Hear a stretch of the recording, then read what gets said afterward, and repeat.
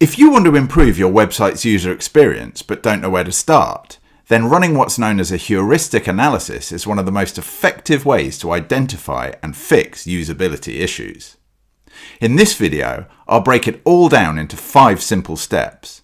By the end, you'll have a clear roadmap to enhance your site's user experience and performance. First up, you'll need a framework. A framework gives you a structured way to evaluate your site and make sure you don't miss anything important. One framework that I use is the Nielsen Heuristic Evaluation method, which focuses on 10 principles, including consistency, error prevention, and user control. It's one of the most widely used in UX design. There's also the MECLABS framework, which is geared towards improving conversion rates. It's great if your goal is to optimize your site for sales or leads. To make things even easier, I've created both a UX checklist and an analysis template that you can use as a starting point. Links are available in the description below. Go ahead and download them before you start. Before jumping into a full-on analysis, start by reviewing your site's performance data. This will help you identify areas where users are struggling, so you can focus your efforts there.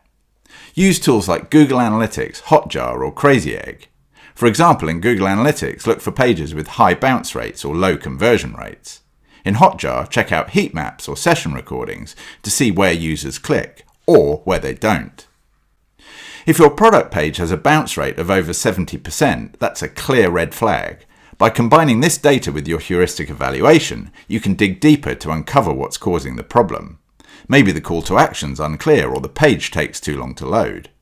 By blending these quantitative insights with qualitative observations, you'll get a full picture of what's working and what's not.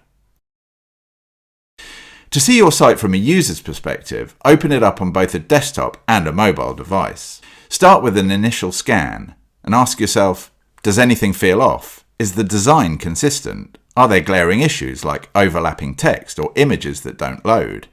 Write down anything that catches your eye. Next, try completing a specific task like finding an application form, signing up for a newsletter, or adding a product to your cart. Pay close attention to any friction points. Is the navigation intuitive? Does the page load quickly? Here's an example. I recently reviewed this site where the primary call to action button wasn't visible in the mobile viewport without scrolling. It would be easy for a user to miss it entirely. That is a usability issue worth noting. Now, using your chosen framework, evaluate each part of the site in detail. Score your site against specific criteria. Things like, is the navigation easy to use? Are forms simple and intuitive? Does the design help users complete their goals? For every issue you find, write a clear problem statement. For example, users can't find the search bar because it's buried at the bottom of the page. Then follow up with an actionable recommendation like, move the search bar to the top right-hand corner and ensure it's visible on all devices. Keep your recommendations specific, actionable, and logical. This ensures they're easy to implement.